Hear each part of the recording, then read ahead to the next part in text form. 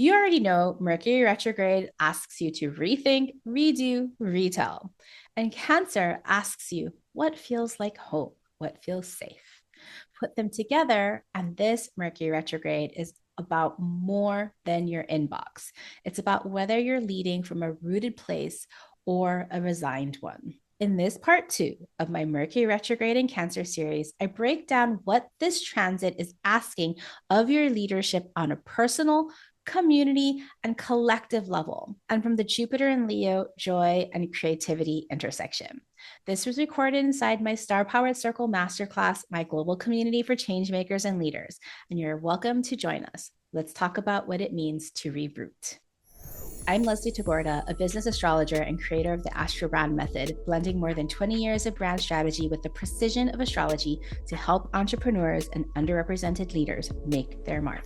Has anybody seen my Cancer Venn diagram before? And so, like, of course, in with a Mercury retrograde, this is a really good time for us to rethink, redo, retell, reorganize. But in the frame of Cancer, how can you create this ability to rethink emotional intelligence, right? How can you create emotional security?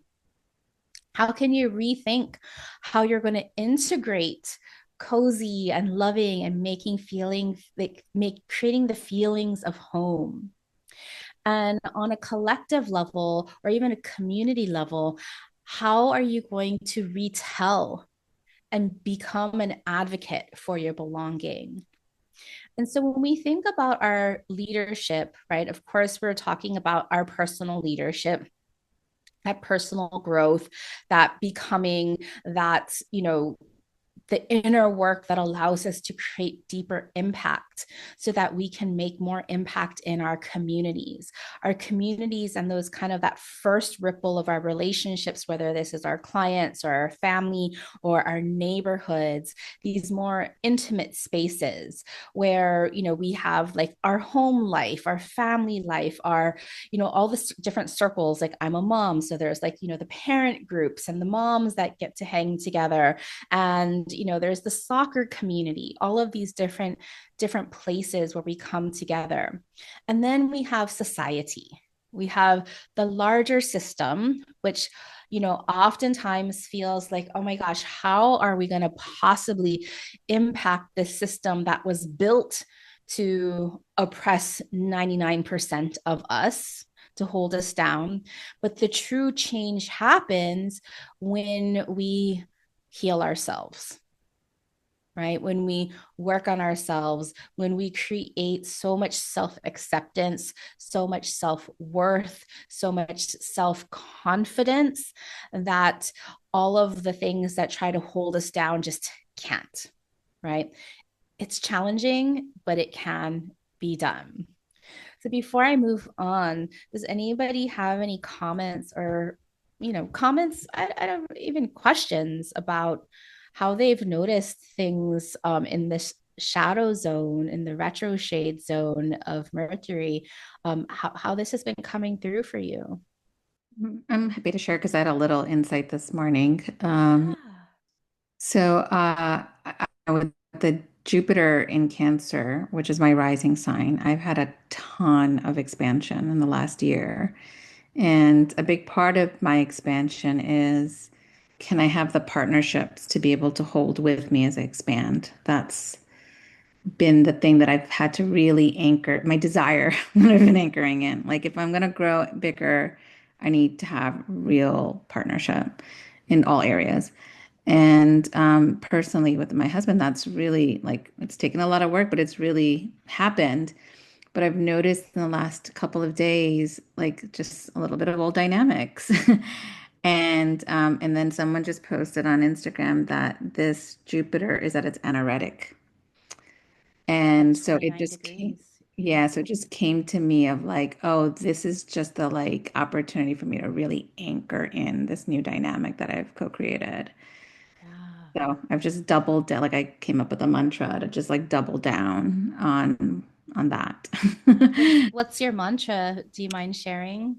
Sure, let me find it. I anchor in the growth we already created and trust the light of the creator to help us honor our pace. Mm. Yeah.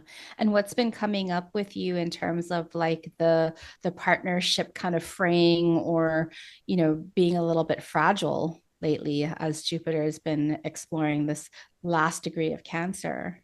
Yeah. Well, and it's across for me, it's the Capricorn's in my seventh house. So I feel like a big, huge culmination of a lot of these cycles, and also with the Chiron going into Taurus. I can feel this big shift of all those relationship dynamics that I've had to work on for the last several years. Like now it's shifting more into like business and growing business. Like my focus is different. That's amazing. But I needed that foundation of healthy relationships to be able to get to this, to be able to grow the business and my work. Yeah. Well, I mean, especially with your Cancer rising, right? The safety that you need to be yourself in order to have these kinds of equitable. When I think about equitable relationships, it's like the power dynamic is equal, is meeting each other, right? Yeah, and that was a big frame that was also really awesome for me to hear, which was because a lot about protection has come up in the last 6 months of me reframing protection because I grew up in a very conservative family where that protection was more like oppressive than real protection. And then with my advocacy for my son, like really transmuting or transforming what protection means. And then I heard someone else say, like, the Cancer doing that work then allows the inner child of the Leo to be free. And that frame feels so true for me. Like, Yes. oh yeah, now I can like really play and express in my work, in my life. With Sweta, it sounds like your Cancer first house is, you're doing all this. You're creating advocacy for belonging, especially for your Mhm. son. You're, at home, like if you're really like, doubling down on that, and you've been creating emotional security, like you've been doing all the things. Thank you, Sweta. It's Tanya. I'm sorry. I know I'm not on camera, but Oh, hi, Sweta. hi, hi, hi. I just wanted to share, and I don't know enough about my stars yet to maybe understand exactly what's cyclically happening within my chart. But I came through the last, I'd say 4 or 5 days, I've really come to the realization I have been just kind of, I mean, not beating myself up, but at least putting a lot of pressure on myself about, oh, you haven't made your big launch with your coaching business. You haven't done the thing yet. But the realization came into me is I am in such a refining fire right now with my mom's end of life journey. Oh, And that is, it's not a certification course or a formal education program, but it's teaching me something really, really, really that's going to be crucially important to my coaching practice. And I just have to let that cycle complete so that yeah. I'm ready for the next step instead of just like banging my head against it in resistance. That's what's Yeah. really come forward. I mean, just all of the lessons and the healings that happen when you hold space for a parent to pass. And, we have these big life changes. There's things in our life that will get in our way. But sometimes the things that are getting in our way are much more important. I'm so glad that you made time and space to receive today. Thank you for sharing your story. And I'm sorry you're going through this. Having held space for both of my parents to pass, it's I've been there. I know how that's been. So sending you lots of strength at this time. Thank you, Leslie. Thank you. Yeah. So, yeah, your question, you had a very specific question because you were mentioning in the comments that it's felt rare that words actually carried my meaning well enough. And I wonder Yeah. what has shifted for you in terms of being clearer. Um, so I my partner is also a water sign Mercury, and it's funny because there's been a lot of reflection in our relationship where I've realized that I have been someone that when I speak, I have been told I speak in parables, and like like what do I mean? And like people would ask me basically to say the same thing in a different way. And I had gotten good at explaining myself, like kind of like a story, and kind of teaching, but that wasn't on purpose. It was just a natural thing. And so, like in our relationship, I would see that reflection where I would have to ask, like, can you speak clearly? Can you say what you like? What do you mean? Say it a different way, or so, like I would ask like that.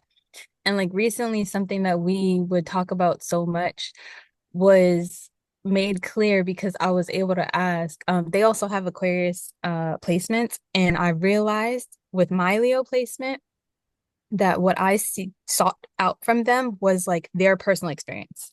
And they would always speak from a collective mindset. And Aquarian experience. yes, and it was such a uh like a not miscommunication, but it was such a point of uh like a wall that we would constantly hit because I'm like it's Yeah, if almost you're like I if you're speaking in parables and they're speaking from like a worldview, there's no like interpersonal connection. yeah, so like I was missing that and I didn't know how to express that. It brought up a lot of conversations with us, which is, normal with us, but that kind of helped to break through the communication barrier a little bit where I was able to say exactly what I wanted. And it was like, oh my God, speak like this. I want you to speak from your ego. Like you never speak from your personal point of view. I want to hear that. That's what I want. Tell me more about that. And as I was expressing that, I realized that the difference with me and what I value about communication and connection with others is their perspective and personal experiences. And so like something I noticed with me as well, like I have a what is that called? Gemini Mercury? No, not Mercury, Mars. And so I've been told as well, like when I talk, I'm kind of aggressive. Or like it could be like people would think what I'm talking about that I would just call a debate, they would call it an argument. And I toned that down a lot. But what I realized was that people were trying to convince me of something. And whenever I felt like that, it was like, I don't want that. I want to hear how you feel. I want to hear your perspective. I want more details about you and your experience, but don't try to convince me. So when people try to like tell me from their perspective, my experience is when I get defensive or I get like kind of like perturbed or put off. And so I can see that's where I get like a little, debating or whatever. Yeah. But once we just talk about your personal experience and we can just like go back and forth and relate, like I love that. And so that's what I want. And so Yeah. now I'm clear. I'm like, oh, when I ask for context, what I'm really asking for is connection on this level. Like, can you tell me what you felt like? Can you tell me how that felt and like that experience? And normally, like being a Cancer sun, I realize like I don't have to ask that. Like people just voluntarily give that up. But when I meet somebody who has strong Saturn placements, they don't do that. So I have to ask, and I have to ask specifically for what I'm asking for, like what I'm looking for in connection. And that I never knew how to ask for that because I never had to. That's So that's huge, Ajane. Thank you so much for sharing that. And like I love hearing how your Gemini, your Mars in Gemini gets activated. And don't lose that. Don't tell, like don't let other people tell you that you're being too aggressive or confrontational or anything. Like that's part of your design, number one. But I love that noticing that in order for me to really understand and to be understood, there has to be feeling. The emotions have to yes. come through Oh my because gosh, yes. humans are emotional beings, and for us to feel safe enough to be able to say, we have to build our confidence, and that comes through the Leo, like what Sweta was saying, the Leo joy, the Leo love, the inner child. So thank you. Well, I'm going to go back to the worksheet now. And then to answer Anumi's question about like, where are we looking in our chart? We haven't necessarily got there yet, but how we are coming to this question in terms of like Mercury in retrograde, going through Cancer, coinciding with, the entering the shadow zone with the Gemini new moon, stationing retrograde with the Leo, with Jupiter moving into Leo, all of these energies are connected. And so the theme for Mercury retrograde in Cancer is asking, how can you reroute your leadership in love and joy. Okay. So rerouting, sometimes, we have to get a new pot. Sometimes we have to get new soil. Sometimes we have to, like just earlier today, I was looking at my orchid that's in water. I was cutting off all those dead roots so that it can grow again. Right. And so Cancer also, in like, where it is at the chart, at the very bottom of the chart, it is rooting. And rooting requires pruning, requires nutrients. And this is all of this is coming through in terms of Mercury retrograde, so that we can communicate better and have these like communication breakthroughs like Ajane was having, to be clearer, to be more understood. And whether your communications are coming through for marketing, whether your communications are more interpersonal, just being able to like get your romantic partner to listen to you, or it's about building new relationships. We all need this. Okay. So moving on to these six things I have. Six things. Oh, I can't edit this one. Six things we want to do to reroute during this Mercury retrograde in Cancer.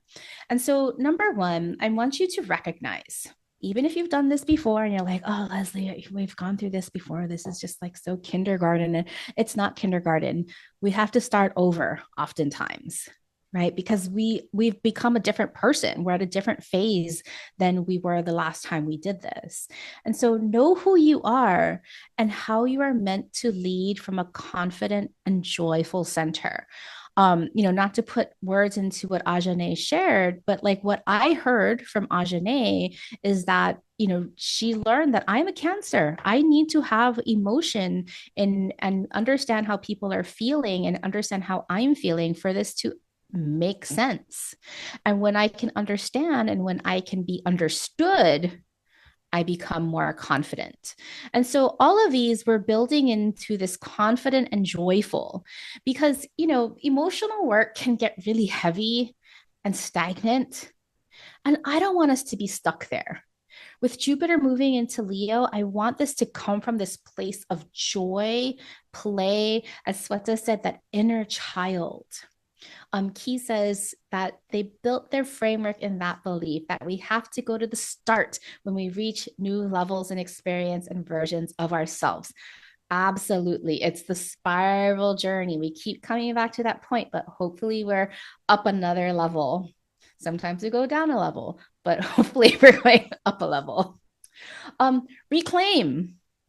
To reclaim is to reclaim that feelings of security, to take risks by regularly doing playful and fun things that bring you joy. Just like I was saying in the Jupiter and Leo masterclass, to play first, rest first, fill your cup first, and then work.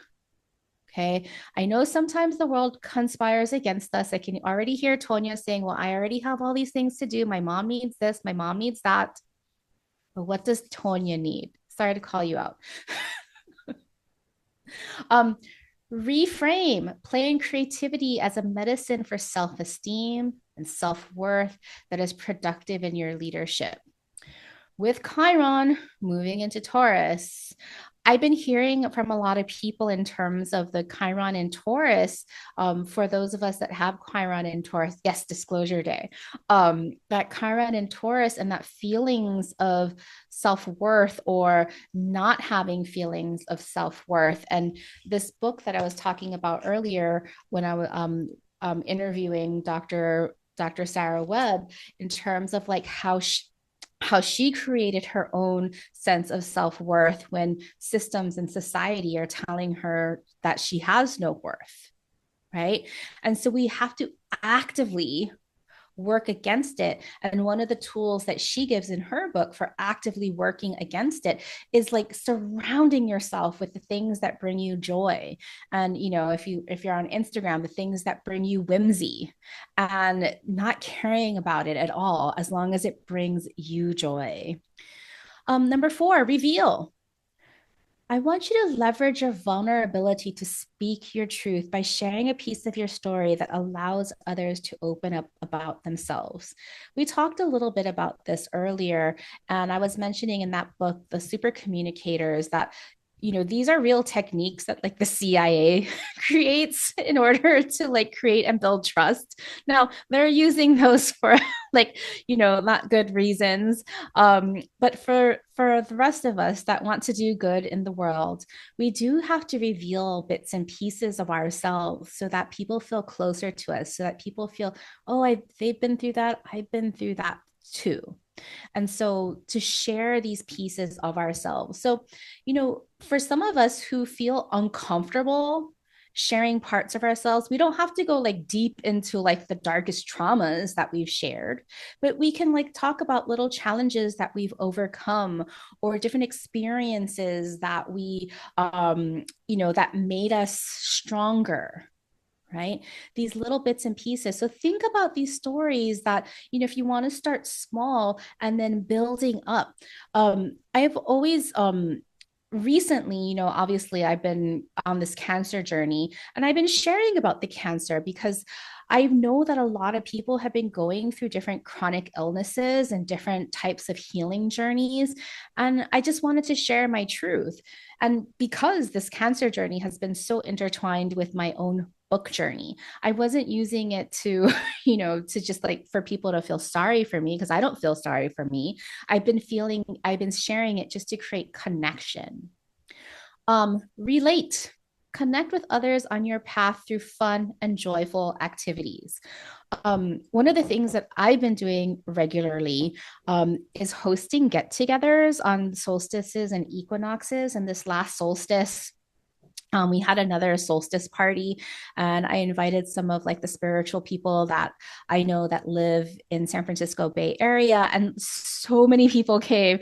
Yeah, Rhonda, the party was awesome, and I've been getting all these DMs like, "When's your next party? Can I join too?" So now I've been growing this list, and with my book release, like I'm just throwing all of these in-person experiences together that are surrounded by fun. And I know, Rhonda, you've been doing that, creating these experiences around doing things that sound fun. But there will likely be there's going to be a book launch party coming up. And so as soon as I have that date in San Francisco, I'll let you all know because that's going to be fun as well.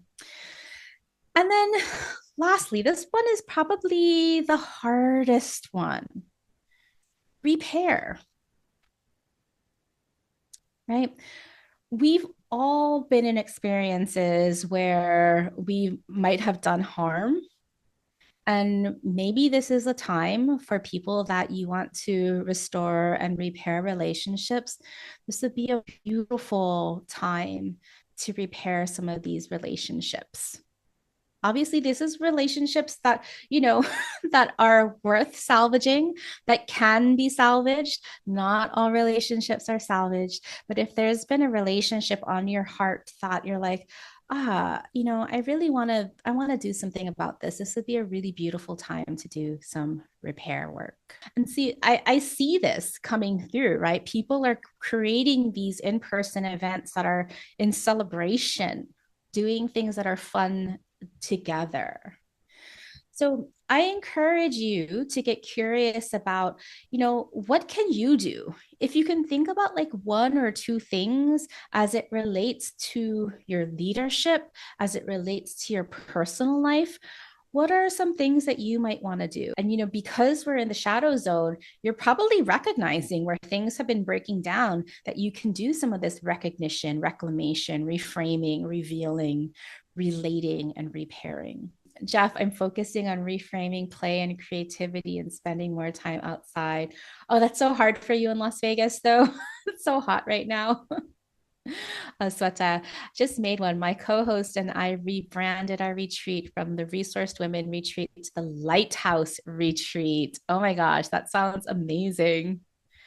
Where did that comment go? Lighthouse Retreat, working on the announcement right now. Beautiful. The new me, I realized so much about myself, especially feeling like choosing the wrong marital partner. I think you said marital, not Marshall. So thank you again. If this podcast has touched your heart, please share it with others. Please leave me a rating and review so we can reach the hearts of even more change makers like you.